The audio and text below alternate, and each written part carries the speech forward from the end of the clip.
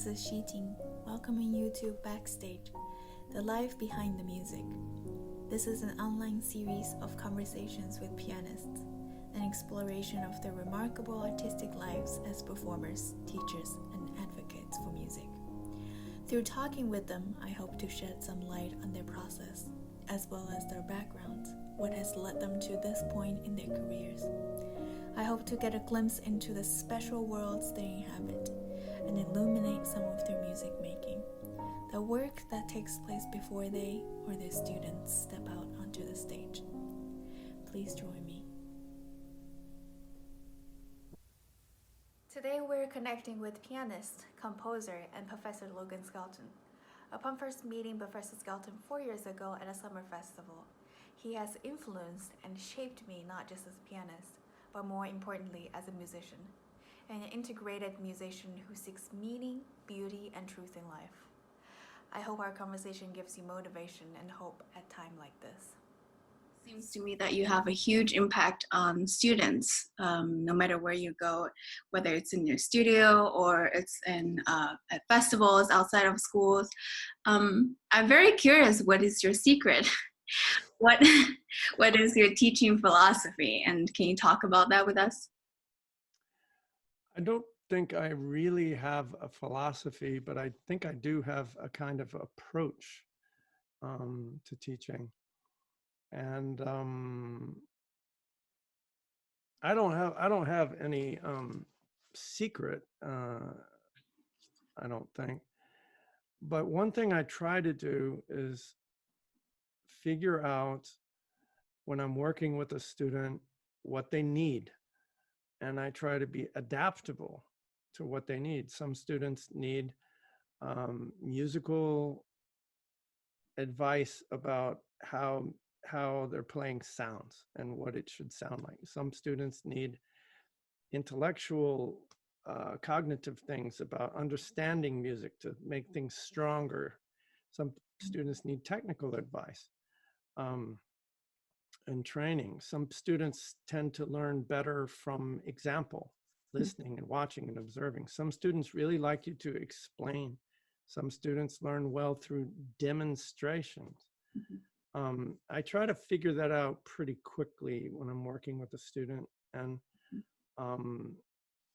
you watch their reactions and you listen to what they're doing, and you observe if there are changes. If there are not changes, sometimes you can talk for a while and there aren't any changes really, and you adapt what you're doing and try to find a way to reach the student.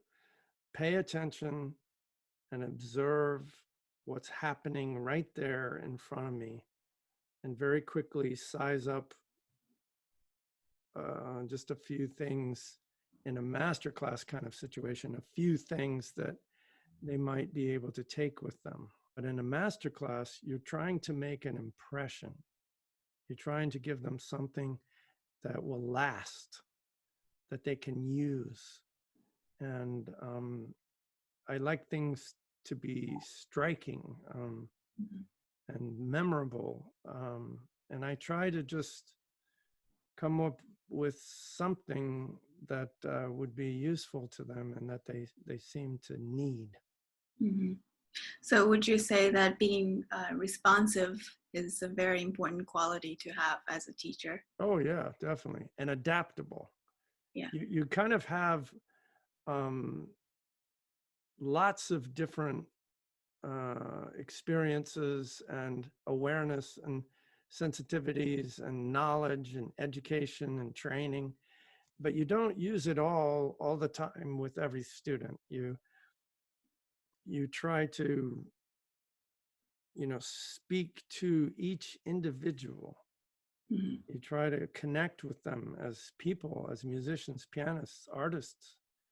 You try to kind of get in their minds and feel what they're trying to do.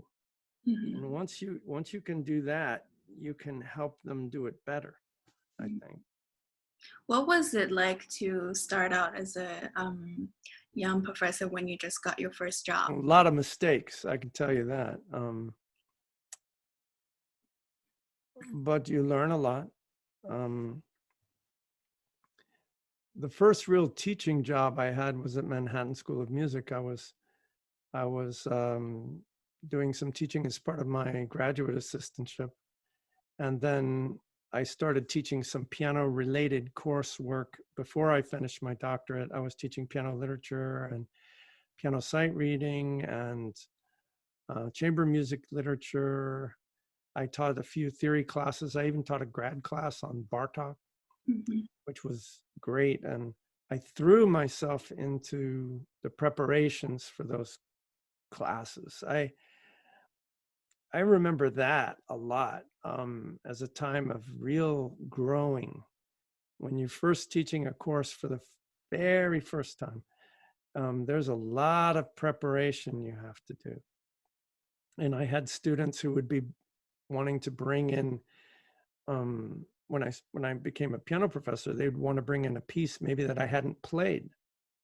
So I would get the score and I'd play through it and I'd read about it, think about it, look at it, see what problems there are. And that helped a lot. But I remember just lots and lots and lots of preparation. But I love doing that. I just ate it up. I really enjoyed all my life studying. And I will say one thing I think I did right, and that is sometimes young professors have a little period where they're shocked by what students don't know. They've been in grad school, doctoral school, very good schools for a long time, and they kind of forget what it's like not to know things. And then suddenly you're teaching often very basic things to students. And I remember a friend of mine said, I've been trained to fly 747s, and I feel like I'm teaching people how to taxi planes on the runway. And I thought to myself at the time, and I saw some of my young colleagues getting bitter about that. Yeah. And I said, well, all I need from a student is openness, a willingness to work, and a responsiveness to consider what they're being told and what they're being shown. And the level of the student is less important than their willingness to work with you. And also, I said to myself, music is just as great as it always been. It's not the fault of this piece that it sounds so bad, I'm going to make sure I spend my time while I'm teaching, learning music, observing music. And also, I became very interested in watching people, the way they think, the way they move, the way they do things. I started noticing all kinds of things that were fascinating about the way people's minds work, the way, what their different backgrounds were. And I also found it very interesting when you were really able to help them and you heard something new coming out and you saw something working. And I was very, very, very excited by that, when you really felt you could help someone. Yeah. So I tried to focus on just taking a student where they are at that time. And then you try to the best of your ability to help them. And then you don't become bitter, you become interested. Kind of a spiel that I give students when let's say they're finishing up their studies and they actually get a job. I have a few things I tell them always. Let me see. It varies a little bit depending on who it is I'm talking to, but there are a few things I think are important. One is, I've lived a lot of places and I've moved many times, and I have always experienced a certain amount of this regret. At first, you're very excited, and then you settle in and start working, and you feel like you've made a terrible mistake being here. And I've thought about why that is. It takes a while before you really find your way. You don't have friends. You want to see your friends, they're not there. You have things you like to do. Where are those things? They're somewhere else. They're not there. Ways of spending your time. There's certain things you can do all by yourself, but all these things that you're used to doing and having, they're somewhere else. Your favorite restaurant, somewhere else. You haven't. It takes a little while to find your people that you really connect with, and to find what it is there that it has. And it takes a while to build a life before you just feel the absence of things. You start to build a life somewhere. It takes a while. Be patient. Mm-hmm. Another thing is, when you're first starting out too, it varies a lot how many people will help you in your new job. Some people just sort of expect you to be ready to go. And there's a lot that you don't know. If you can try to find some older, more experienced people there to help you, where you can ask questions, and pick those people carefully. So you want good advice, not bad advice. And try to find experienced people to advise you, help you, guide you as you're finding your way. I mean, the universities, usually they want you to be successful. If you've got a piano position, okay, mm-hmm. There are a number of things you really shouldn't do. One is, if you go to a place and you're the new kid on the block, you'll be asked to judge things and present things in different organizations. You're going to hear students, young students, playing all over the place. Some of them are very good. They might talk to you, the parents talk to you. Be careful. If you get them excited and so forth, they might get interested in you and they want to contact you. You make sure you always let the teachers know that they're doing that. Mm-hmm. You don't want to alienate private teachers in any way. You want to contact students and make contact with them through their teachers. And I didn't understand that when I was first starting out. I would just, respond to messages and just talk. And I didn't understand the way that worked. But teachers, private teachers, they need you to be working with them. Mm-hmm. And that's an important bit of advice. And another one is just work very hard, get your mind around your job, and try to figure out what it is you need to do day by day, week by week. And also, I'm not going anywhere. You can always contact me and your other teachers that you're close to and ask questions. Don't sit there forever and be dying inside and confused and messing up. Ask questions,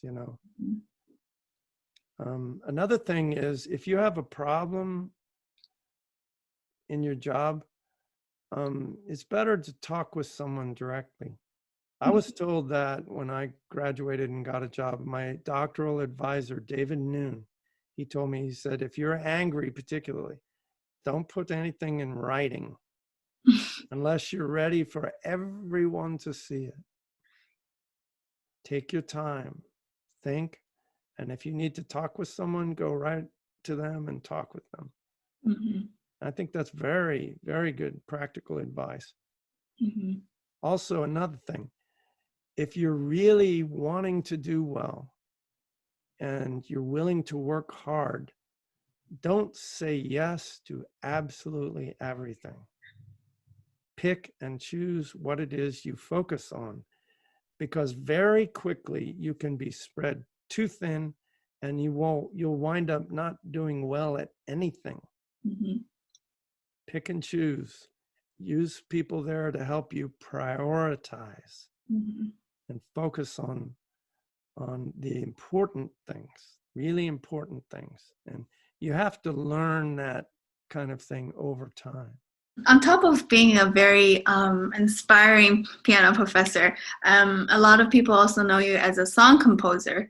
And I'm very curious what started your fascination with songs, and what is it about composing that keeps your interest after all these years?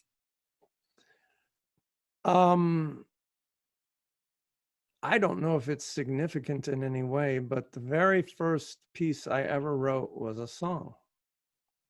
I was 14 or something like that. It was just a rock song, actually, because that's what I was listening to. But it was my natural avenue of expression from the beginning. And I stopped for a while, but I can absolutely say with 100% certainty, the main thing that keeps my interest and started me seriously writing songs was poetry. Mm-hmm. Poetry, once I really saw what poems were like, and once I really got them, once they hit me, struck me, the poetry is what inspired me as much as music does. I love it as much as I love music, I have to tell you. Mm-hmm. And it's endlessly fascinating. And when poems strike me, I find myself thinking about them constantly, and I read them over and over. I love reading aloud. I also went through a period when I was in doctoral school. I did this way too much, but I could not stop for anything. Was listening to poets read their own works aloud. I loved that so much. I found it so fascinating. And I like reading poems aloud, and you kind of memorize them if you get the meaning of it, the sound of it, the music of it. And for some reason, once they strike me and I kind of take them in and live with them just a bit, music starts to flow out of it. I remember one of the first times as an adult, I was writing songs. I wrote notes in the margin next to a Robert Burns poem, just musical notes, letters, and I had a melody just came to me like that out of nowhere. And it just happens. I don't know. It's kind of a mysterious thing, but when you can use music with poems and it goes with the words, and it wouldn't exist without those words, without those particular words, and it flows from them, the meaning of the words, the sound of the words, the music of the words. It's just, it brings them to life. And I don't know, it's just a magical, wonderful thing. Point out to me something about that isn't wonderful. I've yet to discover that. It is wonderful from beginning to end for me. I love everything about it. What is it like to perform your own composition, something that you started from nothing and just a spark of inspiration? What is it like to be on the stage and perform? That's a great question, because I think that doesn't happen for all that many people. Mhm. But for those of us who compose, it's a special thing. I remember a number of times performing mostly songs, really, with a really good singer. And you have been with that piece from the beginning, when it was blank paper, to here it is presenting it in public. And I remember a number of times having the feeling when I started playing, I don't want to be anywhere else on the planet, anywhere in the world, doing anything else at all, except this, right here, right now. I felt so moved out of my mind to be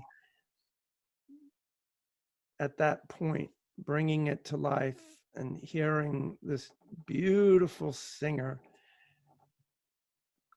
make music out of that. And then the music serves the words, the meaning of the words. Mm-hmm. It's just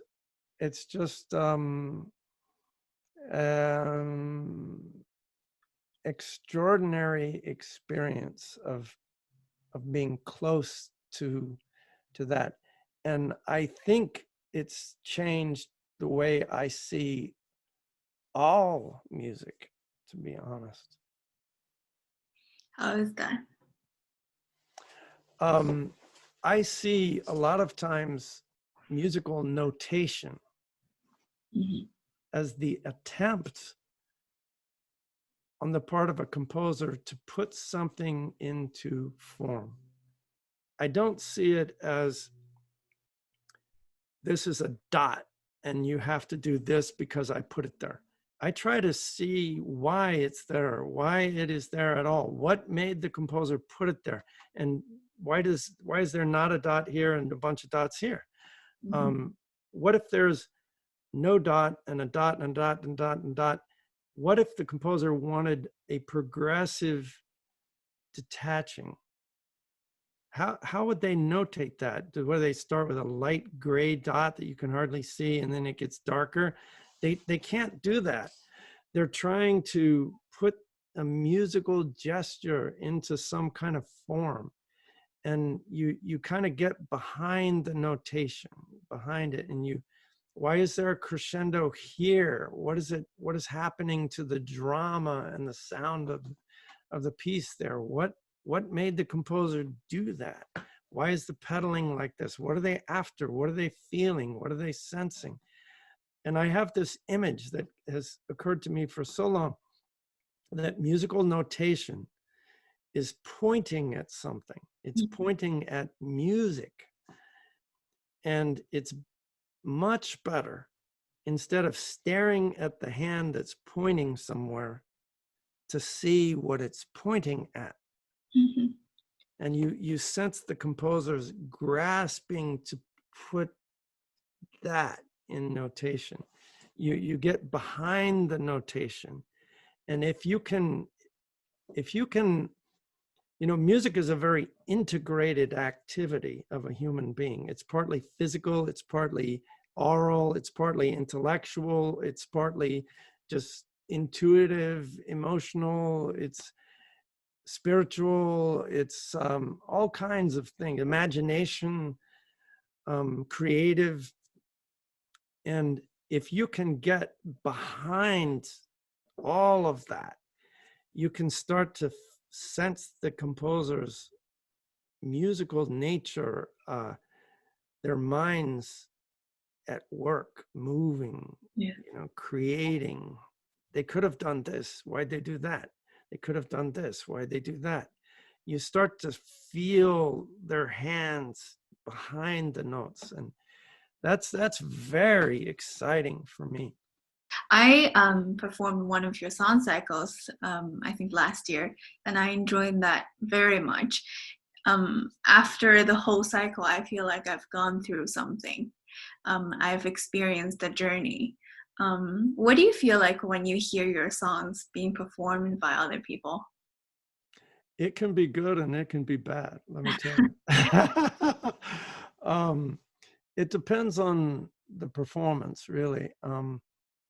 I've been fortunate to have pretty good performers of my things, and I've enjoyed it most all the time, really. But what you just described is something I really look for when someone's performing a set. Mm-hmm. I think a good multi-movement piece, and this could be a set of pieces by Schumann, or it could be a multi-sectional piece by Liszt Sonata in B minor, or different movements, Beethoven Opus 110, or song cycle of Schubert, Winterreise. It's the feeling of a journey, a narrative that unfolds, and that the pieces actually add up to something.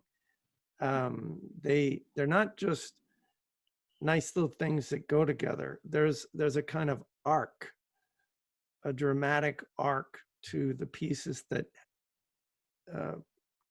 ties them together.